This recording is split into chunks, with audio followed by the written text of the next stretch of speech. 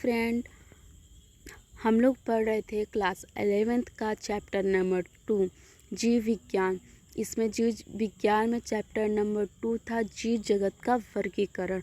हम लोग देख चुके थे कि अरस्तु ने कैसे वर्गीकरण किया था, किसके आधार पे, भोजन, वस्त्र और आवास जैसे सामान उपयोगी के आधार पर कैसे वर्गीकरण किया था।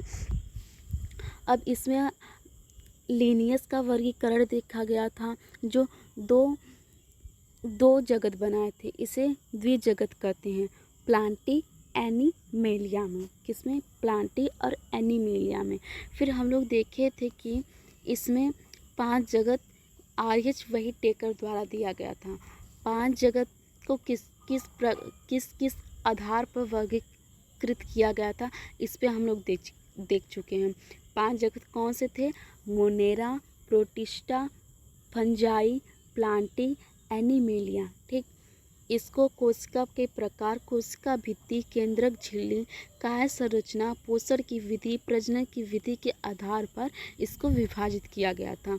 अब इसको हम लोग विस्तार से पढ़ेंगे एक एक कि मोनेरा क्या होता है, प्रोटिस्टा किस में आते हैं, फंजाई क्या होते हैं, और प्लांटी और एनिमेलिया क्या होते हैं। तो पहले हम लोग स्टार्ट करेंगे किसका? मोनेरा का। मोनेरा का हम लोग स्टार्ट करेंगे। तो सभी जो बैक्टीरिया जो है ना, वो मोनेरा जगत के अंतर्गत आते हैं। ये सूक्ष्म जीवों के सर्वाधिक संख्या में होते हैं और ये लगभग सभी स्थानों पर पाए जाते हैं।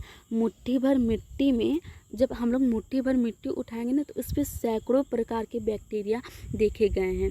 ये गर्म जल के झरनों में, मरुस्थल में, बर्फ एवं गहरे समुद्र जैसे विषम एवं प्रतिकूल वास स्थानों जहाँ दूसरे जीव मुश्किल से ही जीवित रह पाते हैं, वहाँ पे क्या होते हैं? बैक्टीरिया रह लेते हैं।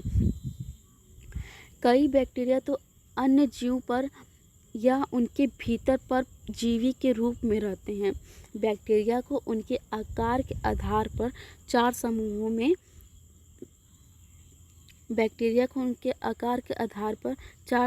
समूहों में विभाजित किया गया है। जैसे यहाँ पे देख सकते हैं कि 4 समूह गोलाकार हो गया, गोलाकार कोकस, इसको कहते हैं बहुवचन कोकाई। छड़ाकार बैसिलस, बहुवचन बैसिलाई। कामाकार आकार के अविब्रियम तथा सर्पिला स्पाइरिलियम। ठीक, इसमें देखिए ये कोकाई हैं जो गोलाकार के आधार पे हैं, गोलाकार जैसे हैं। ये गोल है ना, तो इसमें कोकाई में आ जाते हैं।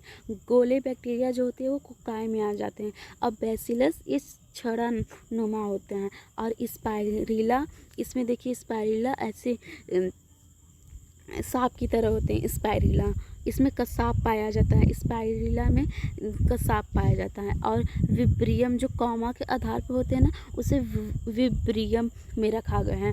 बैक्टीरिया को इसमें उसके आकार के आधार पर 4 भागों में बांटा गया है, कोकाई, बैसिलाई, स्पाइरिला और विब्रियो।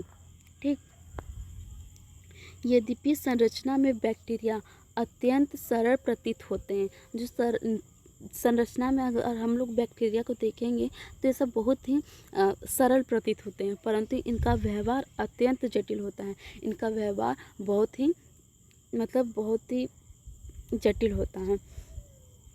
उपापचय की दृष्टि से अन्य जीवधारी की तुलना में बैक्टीरिया में बहुत अधिक विविधता पाई जाती है।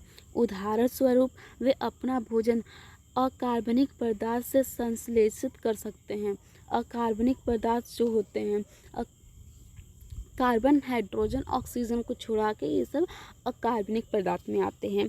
तो इनको छुड़ा के अकार्बनिक पदार्थों से ये अपना भोजन संश्लेषित कर लेते हैं। ठीक, अब प्रकाश संश्लेषण, स्वपोषी अथवा रसायन संश्लेषी को इंग्लिश में कीमियोथेरेपी कहते हैं। इसे रसायन संश्लेषक स्वपोषी भी होते हैं, अर्थात वे अपना भोजन स्वयं संश्लेषित नहीं कर सकते हैं। ये अपना भोजन स्वयं संश्लेषित नहीं कर सकते हैं, अपितु भोजन के लिए अन्य जीवधारियों अथवा मृत कार्बनिक पदार्थों पर निर्भर रहते हैं।